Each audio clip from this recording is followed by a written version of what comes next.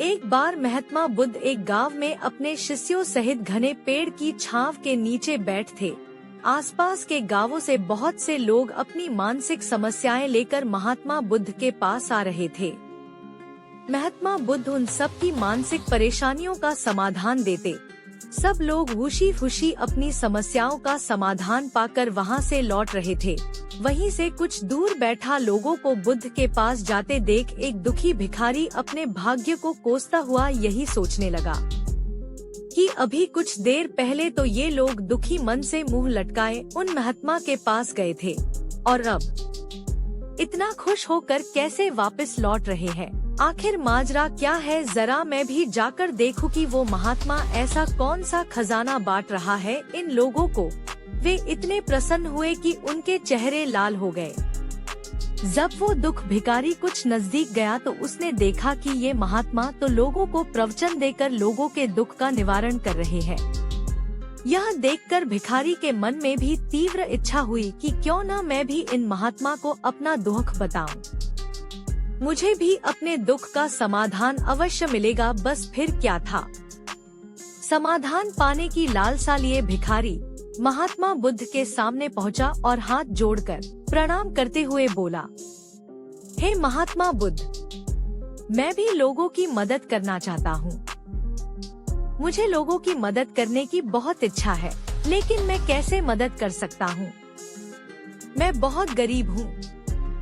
मेरे पास न तो पैसे हैं और न ही कोई ऐसी चीज जिससे मैं किसी की मदद कर सकूं। मैं कोशिश करने पर भी किसी की मदद नहीं कर सकता।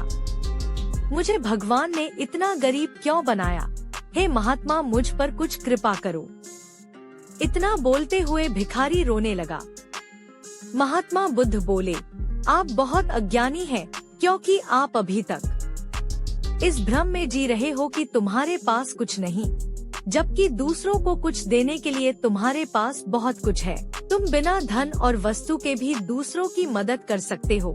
तुम्हारे पास जुबान है जिससे तुम मीठे शब्द बोलकर किसी के दुखी चेहरे पर मुस्कान ला सकते हो। इन्हीं शब्दों की ताकत से तुम किसी के भी टूटते हौसलों को फिर से मजबूत कर सकते हो। इन शब्दों की शक्ति से आप किसी के भी मन में सकारात्मक विचारधारा के बीज बो सकते हैं और उसे गलत रास्ते पर जाने से रोक सकते हैं। तुम्हारे दो हाथों से किसी भी कमजोर या लाचार व्यक्ति की सहायता कर सकते हो। आपके दो आंखें किसी अंधे को रास्ता दिखा सकते हैं। तुम किसी के लिए दुआ कर सकते हो। यह हो सकता है कि उनके बुरे काम फिर से हो जाएं। आप किसी के अच्छे स्वास्थ्य की कामना कर सकते हैं, लेकिन अज्ञानतावश तुम अब तक इस बात को समझ नहीं पाए और इस भ्रम में अब तक जीते रहे कि तुम्हारे पास मदद करने के लिए कुछ नहीं।